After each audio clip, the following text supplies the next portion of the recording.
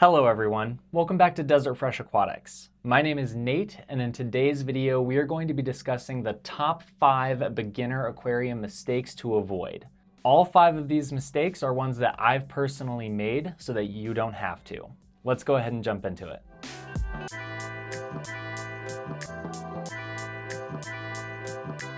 Alright guys, mistake number 1 is going to be starting with too small of a fish tank.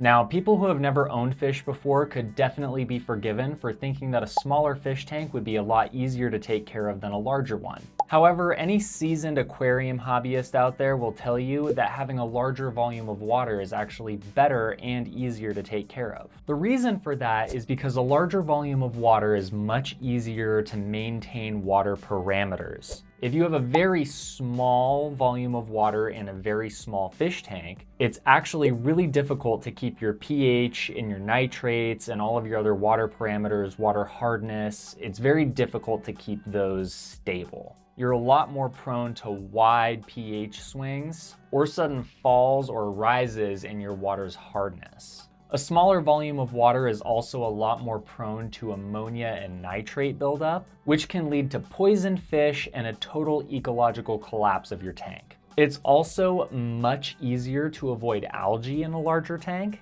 because algae thrives off of imbalances and instability, which, as we discussed, you're a lot more prone to in a smaller tank. Now, that's not to say that a smaller tank is a bad idea all around, but for the beginner who's just starting to get a feel for how aquariums work, how much lighting you need, how much filtration you need, it's a much safer bet to make sure that you're not going to end up with a tank that collapses, making you get frustrated and drop the hobby altogether. Now, this is something that I personally dealt with when I started this channel. I began with a 5-gallon fish tank that I was given for free by a friend. Now, the 5-gallon tank started out amazing, but after just a few months, the tank lost its balance. I was faced with a massive outbreak of green hair algae, and all of my plants and my fish suffered because of it. Then, the next tank that I built was a 20-gallon fish tank, which I think is the perfect size if you're just getting into the hobby. Even though it may seem a little bit more intimidating, I promise you it was so much easier for me to manage the balances in that 20-gallon fish tank as opposed to that first 5-gallon one.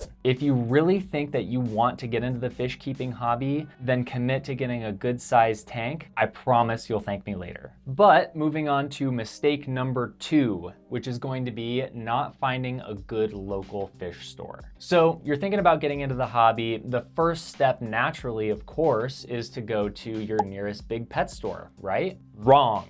What I have found is that the large pet stores, the big brand, big box pet stores, typically the people that work in those fish departments, even though they mean well, don't have as much of a wealth of knowledge as the people who run a dedicated aquarium store tend to have. People that run a dedicated aquarium store tend to have years of experience with fish keeping, aquascaping, and plant care. They deal with every kind of person, all the way from the person who doesn't know a thing about fish all the way up to the seasoned world-class aquascaper and fish keeper that's been doing this for decades. In addition to that, local fish stores often have a greater selection of livestock and plants, as well as hardscape materials like rocks, driftwood, substrate, and aqua soil. And those larger selections of fish and plants tend to be a lot healthier than the ones that you can get at the big box pet stores. If you want to get into the aquarium hobby, but you're feeling overwhelmed or confused by just all the information out there,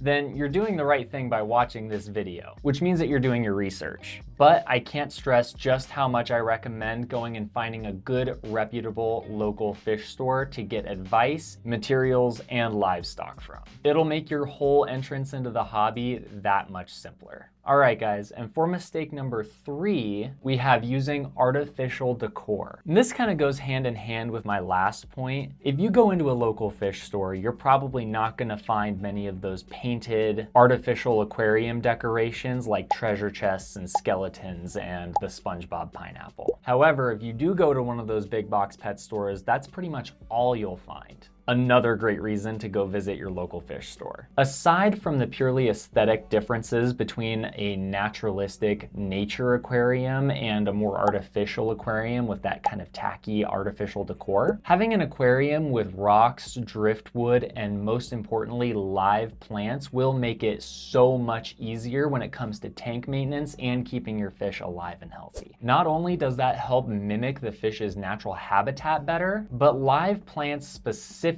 have some very key benefits. The live plants in your aquarium consume nitrates. Nitrates are the end result of the nitrogen cycle, which is the process where beneficial bacteria that builds up in your aquarium and your filter processes ammonia and turns it into nitrite and then turns it into nitrate. Nitrate is the least toxic of those three substances. However, if it builds up to a certain degree, your fish can get nitrate poisoning. Now, this is something that can be removed from your tank during regular water changes. However, if you're like me and you don't want to be doing water changes all the time on your fish tank, especially if you listen to me on step number 1 and got a larger tank, then the live plants that you end up putting in that tank are going to eat up a lot of that excess nitrate. It creates a much more stable environment and stable water parameters for your fish, and it takes a load off of you having to do water changes quite as often. And as if those benefits of having live plants wasn't enough, the dangers of having artificial tank decor are very real. A lot of artificial tank decor can have really rough edges on it, which can catch on your fish's fins or even cause scratches or scrapes, at which point you're practically begging for your fish to get a bacterial infection.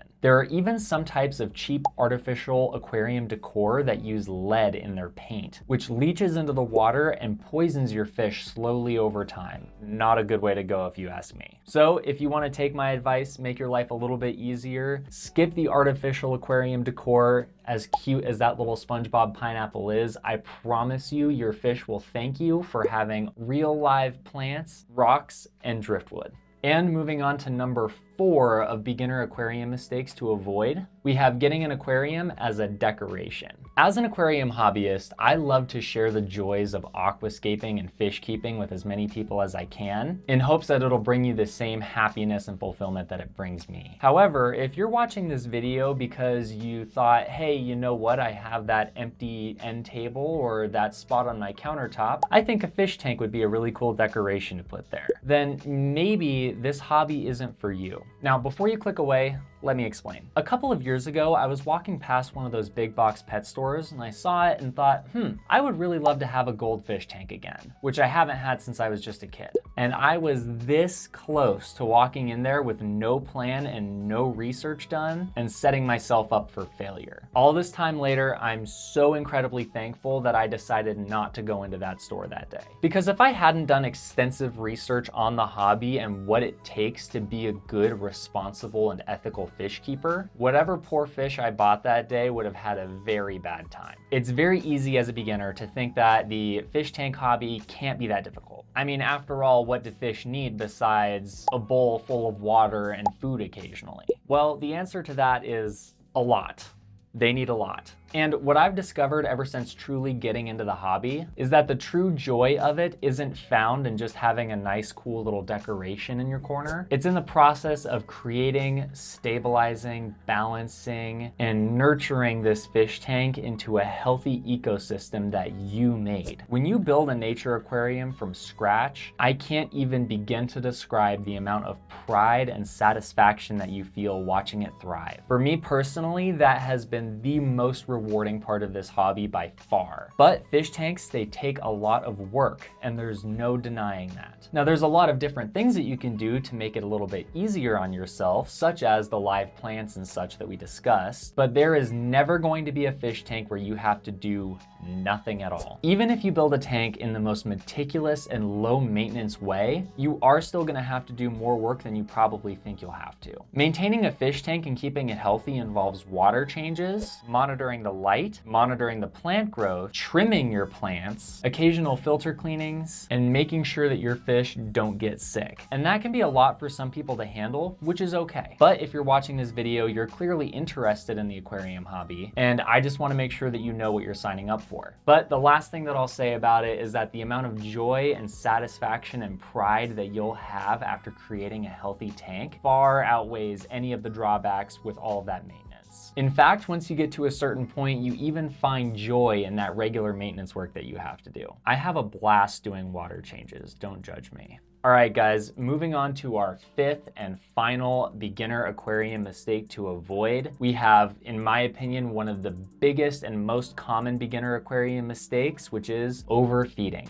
Now, if you're anything like me, you probably love to eat, which would make you and I just like fish, except we're pretty big and fish are very small. And one of the most common misconceptions in the aquarium hobby, especially amongst beginners, is that fish need a lot more food than they actually do. When it comes to how much to feed your fish, there's no universal right answer. That depends entirely on your tank. How many gallons is it? What kind of fish do you have in there? How many of those fish do you have? Do you have shrimp? Do you have snails? Do you have live plants? There are so many unique factors that go into determining how much you should feed your tank that it's a different answer for not just every person, but every individual fish tank that you have. Now, the best way to figure out how much to feed your fish tank is just trial and error. Start by feeding your fish just a little bit, and then start feeding just a little bit more over time. Typically just once, maybe twice a day, depending on the fish. Now, if you see any food sinking past the fish, going all the way down onto the bottom of the tank, and it just sits there, feed less. When fish food just sinks down and sits on the bottom of your aquarium, it breaks down and starts to decompose very quickly, which, if we remember tip number 3, causes a huge spike in the ammonia in your tank. Now, hopefully you've let your tank cycle before you added fish to the aquarium that you're feeding, but even so, it's very difficult for your fish tank to be prepared to process that huge spike in ammonia and turn it into those less toxic nitrites and nitrates. If that fish food is just left to rot at the bottom of that tank, it could legitimately kill every single one of your fish. And you can avoid that by only feeding as much food as your fish will eat at feeding time, and avoiding doing things such as feeding your fish a little bit extra because you're gonna be gone for a day or two. I've left my fish tanks for up to 4 days before without having anybody come over to feed them, and they were just fine when I got back. Now, obviously, all fish need to eat eventually, but they can actually go a lot longer without food than you probably think. And if you do overfeed just a little bit and you catch yourself, you can just use a simple siphon and suck it up out of the bottom of the tank to avoid those ammonia spikes. Because the very last thing that I want is for you to accidentally give all of your fish ammonia poisoning, get frustrated, and quit the hobby. Like I said earlier, I find such passion in this hobby, and all I want to do is to be able to share it with you guys in a way that makes it really easy to understand, and also really easy to have a good time with it and avoid those frustrating mistakes that bring a lot of beginner fish keepers down.